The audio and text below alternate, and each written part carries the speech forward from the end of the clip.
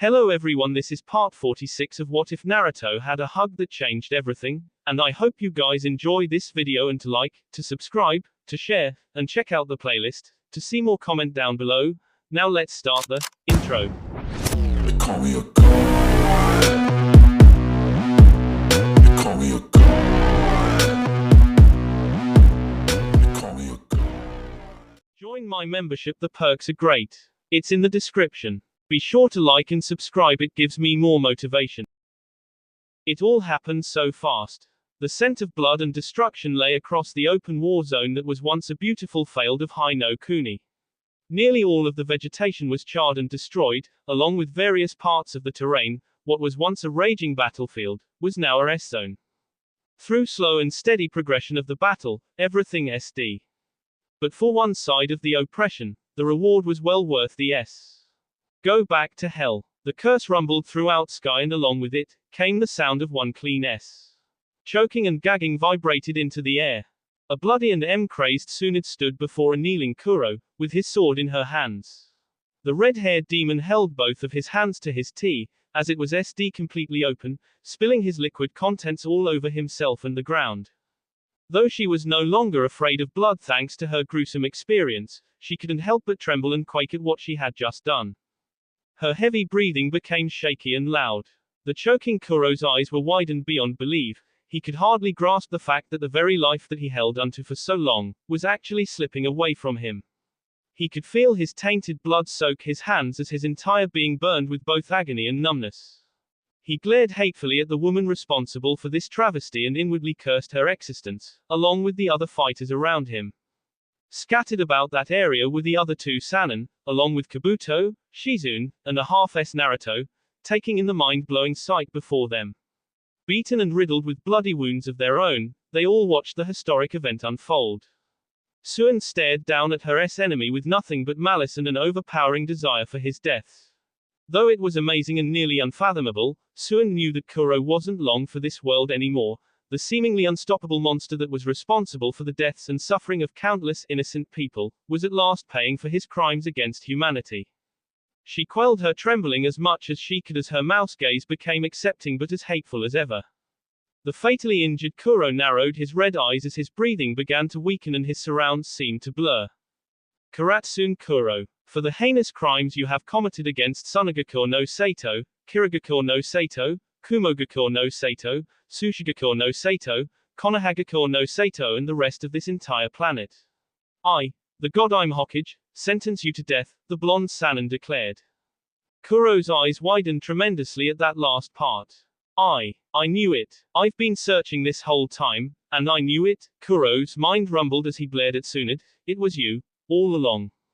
The hazel-eyed female frowned deeply before she pointed Kuro's sly blade at him. Just as, she whispered before swiftly plunging the sword right into Kuro's mouth and through the back of his head. Blood splattered upon the ground behind him as he gagged harder than before. The ravaged behemoth began to bleed from every orifice in his head before reaching out and weakly grasping Tsunade's gray shirt. The blonde inwardly squirmed as she backed away from Kuro, falling right on her ass, shaking and sneering at him. Kuro's grip was released from the shirt as he continuously gagged on his own blood. He fell backwards as the last remnants of his strength left his body. His wounds bled out uncontrollably as his vision tunneled and darkened. And upon his leave, his mind echoed one solemn pledge. Somehow, some way, somewhere, someday, I will make them par-a-a-a-y-y-y-y. Upon that last promise, Kuro Karatsune's eyes closed for the final time as he was carried off within the arms of death. Out of. Naruto's eyes shot wide open as he was hoisted out of slumber. He rose up and frantically took in all of his surroundings. It took him a moment, but in time, Naruto realized that he was in a hospital room. What the? Where am I? He murmured to himself as he continued to take in his surroundings. The blonde genin looked outside the window and saw that it was morning, the beginning of a new day. He shut his eyes and massaged his temples. How did I get here? He asked himself. Well, the hero of the hour awakens, came a voice from behind the curtains on Naruto's left side. Emerging from the curtains was a smiling Tsunade. Hearing that voice at first, sent shivers of denial down Naruto's spine. Had he heard right? Was that really Tsunade's voice? His mind vividly replayed the gruesome images of her selfless protection of him, the way she took every sly hack and slash from Kuro's sword for his sake. Looking to his left to confirm his thoughts, Naruto froze as he stared up into the eyes of his protector.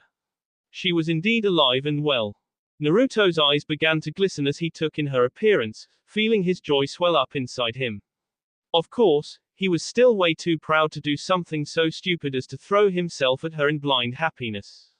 Instead, he turned his head away and wiped his eyes before turning back to her with a straight face. What happened? The Jinchuriki asked. Tsunade stared at Naruto with surprise. What do you mean? What happened? Don't tell me you don't remember anything, she said. Naruto stared down at his bed covers as he thought long and hard. He frowned at his inability to recall certain things. It's all just a blur, he admitted, but one of the last thing I can even recall was an alien feeling, like a burning lump of coal sat in my heart. Tsunade stared at the boy for a few moments, and inwardly thought that it'd be best just to let it be. Naruto may not remember anything, but she concluded that it was for the best if he hadn't. But there was one thing that she had to make sure of. But you do, remember Kuro, don't you? She asked. Of course I remember that freak, Naruto shuddered, but what I remember the last time I saw him was him falling to the ground. After that, nothing. Tsunade smiled. Well, let's just say that he won't be a problem anymore, she said proudly. At this, Naruto raised an eyebrow in curiosity, but was suddenly overtaken with shock and a small dose of giddy. What? Why you mean we? You mean he's? The blonde Sanin nodded in affirmation. The dumbstruck Naruto's widened eyes glistened with overwhelming relief at this news, before he stared back down at his covers. Wow, and here I thought we were all goners for sure, but, he trailed off in his words. Trust me, you weren't the only one, Tsunade said before studying the boy's face, he seriously doesn't remember. A moment of silence befell the room, one that was welcomed by Naruto, as he was lost in his thoughts. I can't believe it. After all of that hell, Kuro's finally yes, but why can't I remember anything before or after it happened? I remember Tsunade Bar-chan getting seriously hurt, then nothing, Naruto thought to himself. Now that his senses came back to him, Naruto peered out the window again and was relieved to see that he was back home, back at Konoha. The blue-eyed Jinchuriki rose out of bed, stared out the window and sighed with content. Soon thereafter, Tsunade joined him. What are you thinking about? She asked him. Just, sigh. I don't know. Everything, I guess, Naruto said serenely. Tsunade stared down at the boy with a smile before looking out the window upon her village again. You and me both, kiddo. You and me both. Another session of silence filled the room, but Naruto broke it this time. Bar-chan, I want to know everything that happened before we got back, but later on, he said. Later on. You've got some important business to take care of or something, Tsunade asked. Upon that question, Naruto's stomach rumbled and grumbled, he blushed and held his stomach. Yeah, something like that, he chimed with a nervous smile. The hazel-eyed woman chuckled before bidding him farewell. Well, it's time for me to head out myself. From what Jiraiya told me of what's been going on, it looks like I have my work cut out for me, Tsunade mentioned.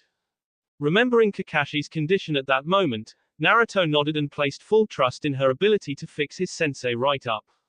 Well, it looks like we'd both better get a move on, then, Naruto said before opening the window that he stared out of and stepping upon the ledge.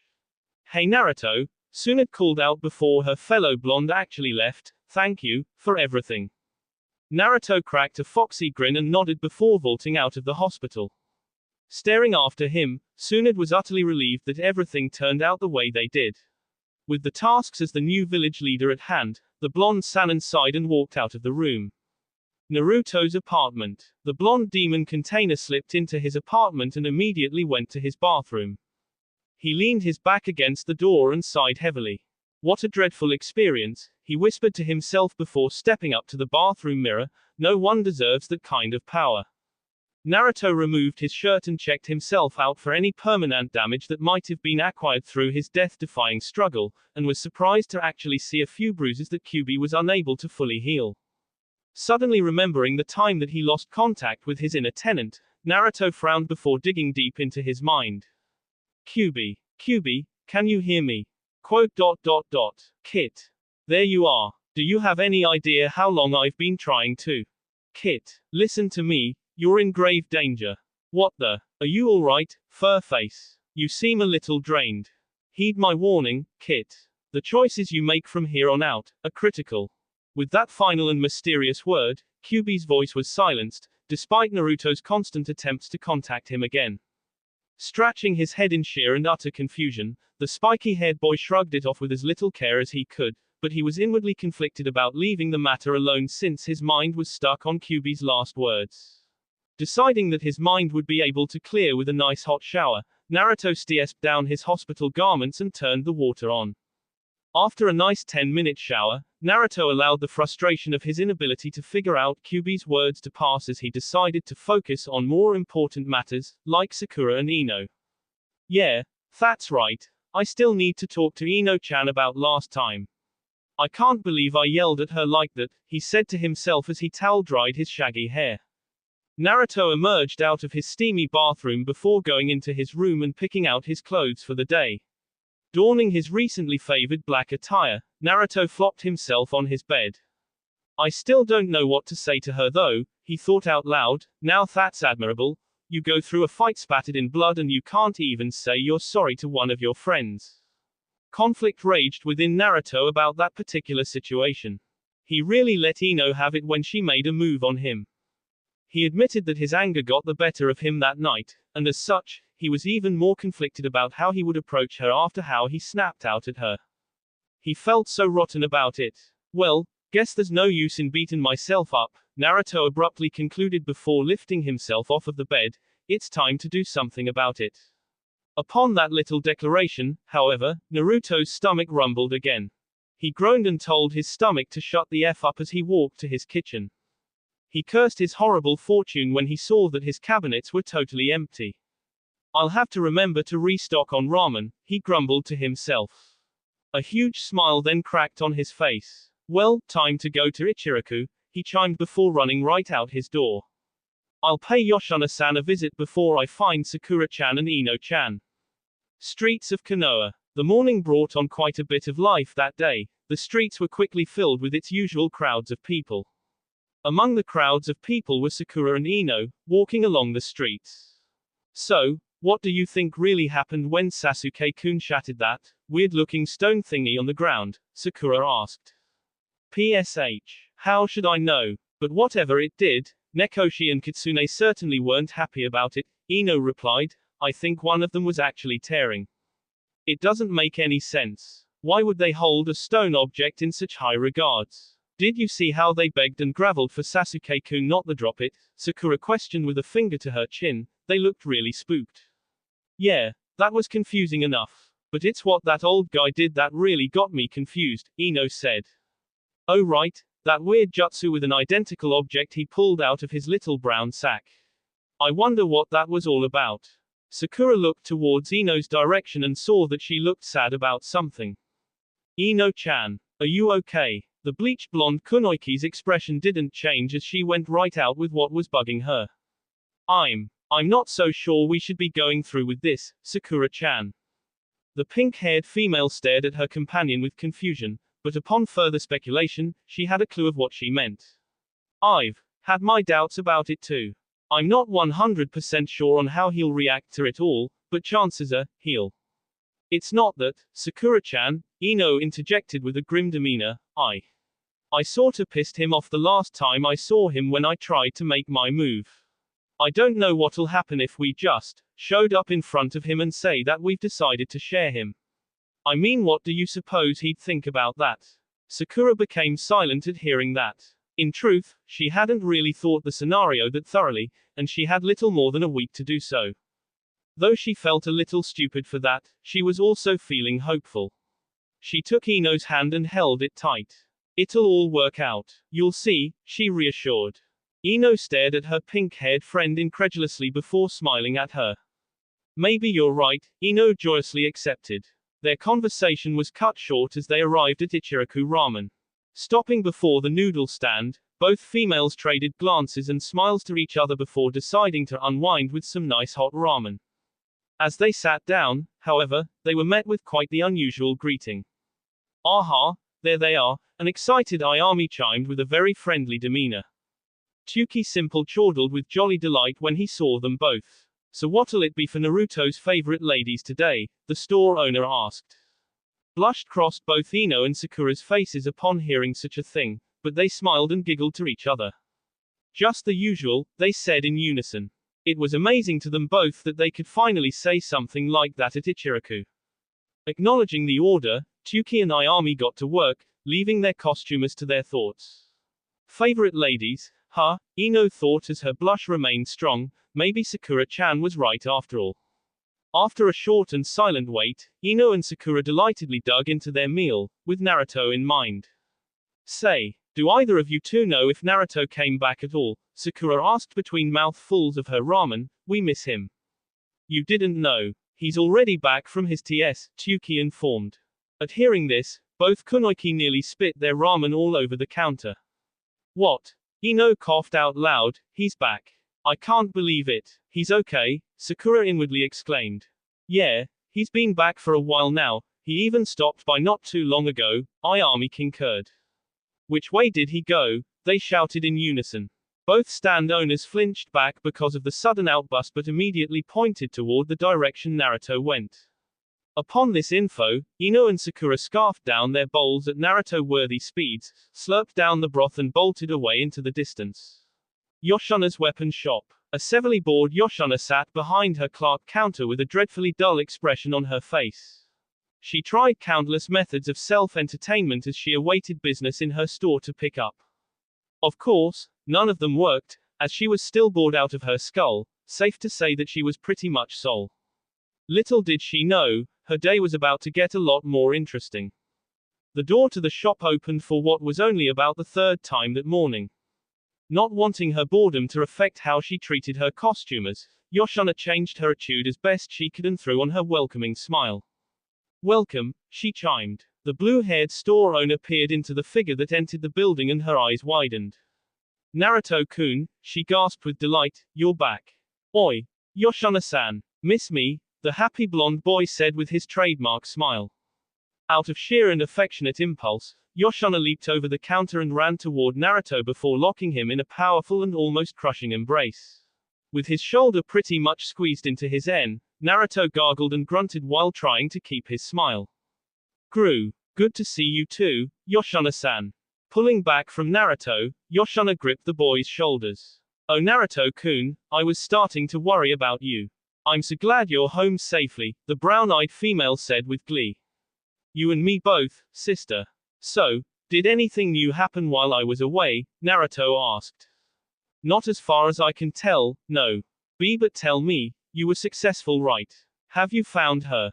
Knowing exactly what she was talking about, Naruto nodded as his smile remained strong. Yoshana leaped into the air and shouted for joy. "Yes, Tsunade's here," she chided. Naruto smiled proudly. "It wasn't easy, I can tell you that much. You wouldn't believe what I went through to do it, I swear," he said. Yoshana put her hands to her hips, keeping her bright smile.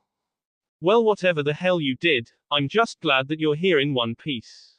Now surely you didn't come all the way here just to brag about your awesome success, Naruto-kun," she said, rubbing her index and thumb together.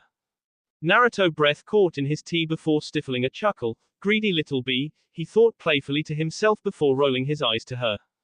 With a silent agreement, Yoshana showed Naruto all of the new items and clothing that her shop acquired while he was away. The little tour was short-lived, however. Though Naruto did manage to find a few items that could benefit his training. Hell, just because Kuro's S doesn't mean training was neglected. He decided to stick to his current attire though. He liked it just the way it was. Since he was tired of washing the same pair of clothes every day, the blonde shinobi decided to buy several other pairs of his black outfit and a few red jackets. Grateful to Naruto's business, Yoshana took care of all of his needs, making sure that this current experience was as great as all of the others.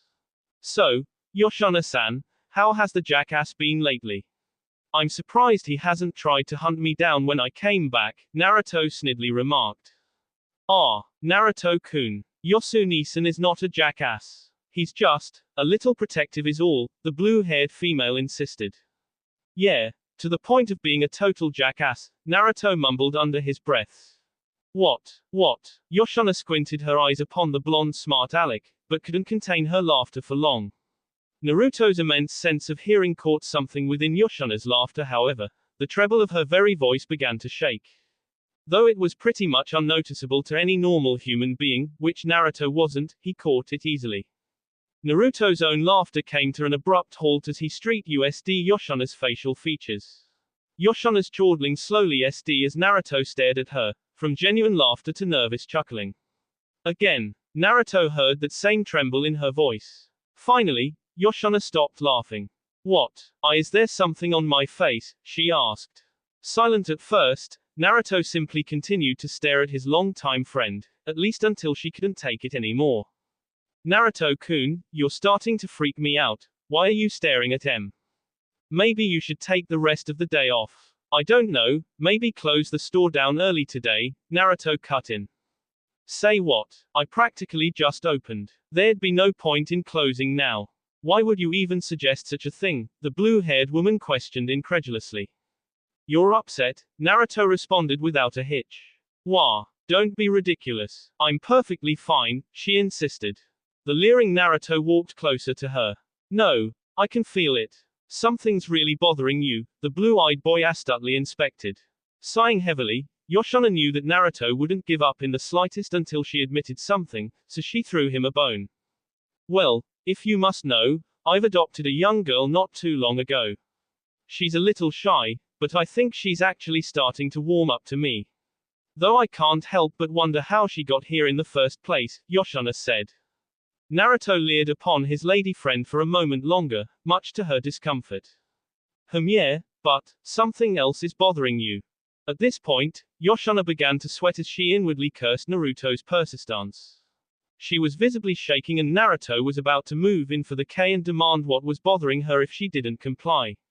Luckily for her, the brown-eyed store owner formed a plan, one that could end this ridiculous battle of wills. There actually is something else bothering me, Naruto-kun. Whatever happened between you and that Ino chick? At this, Naruto flinched. Surely you've made up with her before you left, right? I mean, it's not like you'd forget what would happen if Sakura ever found out what you almost did with her, right? Yoshana continued. This time, Naruto was the one who was shaking as he vividly remembered the conversation between him and his friend before he left and before he, whammy whammy bang bang Sakura. He had a very unsettling and gut-wrenching notion of the apocalyptic events that could unfold if Sakura ever found out about that. Damn it. This time you're lucky, Yoshana-san, Naruto shouted before running toward the exit, but you were going to spill, got it? Upon that last declaration, the blonde shinobi barged out of Yoshana's store, completely forgetting about the items he purchased. Realizing that she was holding her breath, Yoshana exhaled and breathed easy. However, she wasn't exactly in the brightest of moods anymore. Why does Gigi want me to keep such things from Naruto-kun? He has every right to know what has happened, she said to herself, feeling a stinging ping of guilt in her heart.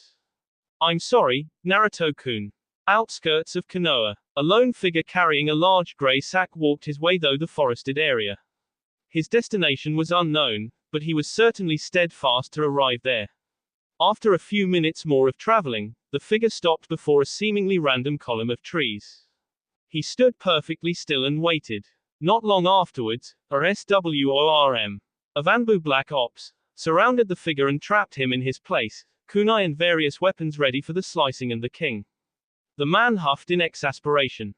It's me, you idiots, he lashed. Flipping their K-switch to sleep mode, the Anbu suddenly realized who they almost struck down. Easing their weapons from the man, they stood away and bowed out of respect and apology. Forgive us, Jiraiya-sama. We were not expecting you, Yugal, the Anbu captain, said. Jiraiya scoffed before addressing the captain. Your headquarters still has a morgue, correct? You know, for autopsies and such, he asked. Yugal removed her mask. Of course, why do you ask? She questioned. I have a task from Tsunade. Apparently it's urgent, the whited-haired toad sage explained. The Anbu traded glances toward one another before nodding. Yugal stepped up. I know this may be vexing, but you must have some sort of clearance before entering, she said. Jiraiya scowled. Are you serio? Fine. You want clearance, he said in a bit of a menacing tone before flopping the grey sack upon the ground. The Anbu carefully streaked the sack. What they all saw when Jiraiya opened the sack, not only startled them, but it nearly made one of them wet the garments. Yugal cursed out of her startlement. Here's my damn clearance. Now are you gonna let me in, or am I gonna have to drop his festering corpse right here and leave? Jiraiya hissed. And no, of course not. We'll take you to the morgue right away. Upon that word, Yugal snapped her fingers, and two of the Anbu retied the bag and carried it away. I can't very well describe to you where they're going or how they get there, can I? No, then their secret headquarters wouldn't be so damn secret. Jiraiya-sama, what will you have us do with his body? Surely it is not a regular autopsy you require, Yugal suggested. Of course not. Tsunade wants you to harvest all of his organs and keep them contained until she can study them, the middle-aged man said. All of the Anbu flinched back at hearing such a bizarre request. Harvest his organs. Whatever for, if I may be so bold, the captain asked. Jiraiya sighed. To this very day, we don't know how he obtained his regenerative abilities. And we very well couldn't just ask him or beat it out of him. So now that the deed of King Him is finally done, we can find out ourselves. At least, that's what Tsunade wants, he explained. Then what troubles you, Jiraiya-sama? I don't like it. Nothing about this makes any sense. We've tried everything before, and nothing worked. No matter what we did, we couldn't find any way to kill him, and now all of a sudden he becomes vulnerable to the point of death. Something about the whole thing stinks, he said with unmoving conviction. But, I don't understand, Jiraiya-sama. He is clearly There are no life signs whatsoever. No chakra signal, not even a pulse, nothing. Don't ask how they could know that, they're Anbu. Jiraiya was silent in conjunction to the previous statement. It didn't matter how he looked at it, Kuro Karatsune's from any conventional means simply didn't compute with him. But he concluded that the present was a little more important with such changes in the air. Let's go, Yugal. I will oversee the operation, the whited-haired Sanin said. Oh, and be on the lookout. The rest of the Jonin are sure to be informed of this as well. They'll be paying this place a visit. Hi, Jiraiya-sama. Konoha Central Building. Tsunade perched herself behind the huge desk that once belonged to the other village leaders before her. She was diligently reading an advanced medical journal, looking for a way to save a certain someone's ninja career without taking his life. I think you can all guess whose. The blonde woman's concentration was wavered by the entry of none other than Shizune. Seeing her beloved master in such a concentrative state, Shizune smiled. Working hard already. Glad to see you taking this Hokage business seriously, she said. Trust me, I'm not interested in all of that paperwork. It's a waste of time, if you ask me, Tsunade blankly responded as she turned a page of the medical journal. Shizune's pride of her master's work ethic sunk a bit upon hearing that, yet she was slightly curious as to what she was reading if it wasn't the typical paperwork. Approaching the desk, the brunette Jonin took a peek at the journal and was slightly surprised. She saw several entries and docents about spinal conditions and things of the like. Shizune then recalled Rock Lee, who was gravely injured in battle and was told that his ninja career was at an end. The irony of it is, Tsunade was the one who uttered those words. Yet here she was, reading every last detail of the journal in order to find a way to save Lee. Shizune silently smiled, not wanting to disturb her master's work. She skimmed around the drawers of the desk, catching Tsunade's attention. What are you doing? She questioned. Oh, I'm sorry. I should have asked your permission before snooping around. Tsunade peeked down at the open drawer and saw the mission lists from D to S, along with mission success details. Wait a second, the blonde woman said before putting the medical journal aside and rummaging through the drawer herself. Slightly surprised, Shizune politely stood back as Tsunade pulled out a folder of mission success details. Throwing them on the desk, she quickly skimmed through them all before pulling out another folder and repeating the process. Upon several minutes of research, Tsunade seemed a little peeved, based on Shizune's observation. Looks like all of the recent academy graduates are getting their fair share of missions, Tsunade said mostly to herself. Shizune looked at her master in slight confusion as to why she looked so vexed. Then she saw her looking through Team 7's mission status. Strange. Only 2 out of these 3 genin successfully completed 3 A-ranked missions. Did you just say A-ranked missions? But these are genin you're talking about, right? Shouldn't they be limited to D-ranked missions? Shizune questioned. Normally, yes. But look at this, Suin said, showing Shizune the folder. Hey, that's the team Naruto-kun is on. And Kakashi Hatake is their squad leader and sensei. The blonde Sanin Street USD the folder a bit longer before digging deeper into it. She then came across the recorded data from the second A-ranked mission that Naruto and one, Sakura Haruno, attended. Upon doing this, she nearly gasped in shock when she read through it. No way. This is Tsunade-sama, what's the matter? A concerned Shizune asked. It says here that Naruto along with his teammate, Sakura Haruno, Ino Yamanaka and Anko Mitarashi set off to retrieve a woman named Ashima Karatsune. They were successful in bringing her back to the village, but she slowly SD upon arrival, Tsunade informed.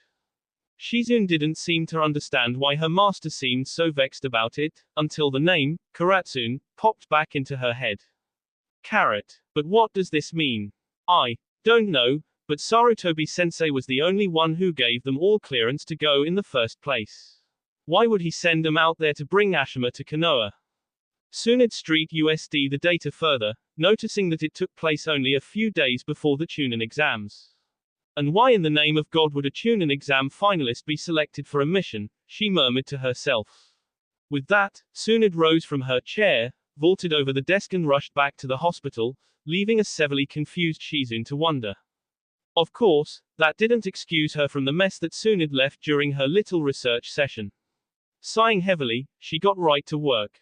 Konoha Hospital. Tsunade arrived at the hospital, ready to tell all to a certain someone.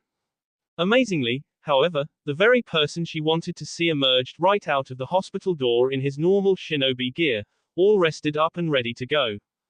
Kakashi. A word, please, Tsunade called out. Catching the copy ninja's attention, he turned to her and was genuinely curious. I hope she's not here to rub my failures in my face again, Kakashi thought to himself. I think there are a few things you should know, right up front, the hazel-eyed female said before turning the other direction. Follow me. Raising an eyebrow, Kakashi nonchalantly shrugged before doing as he was told. They both walked in silence, much to Kakashi's curiosity, thinking that this had to have been the most stimulating conversation he'd ever engaged in. Of course, when they arrived to the central building, Tsunade stopped. She then leaped high, jumping upon the building to reach the top.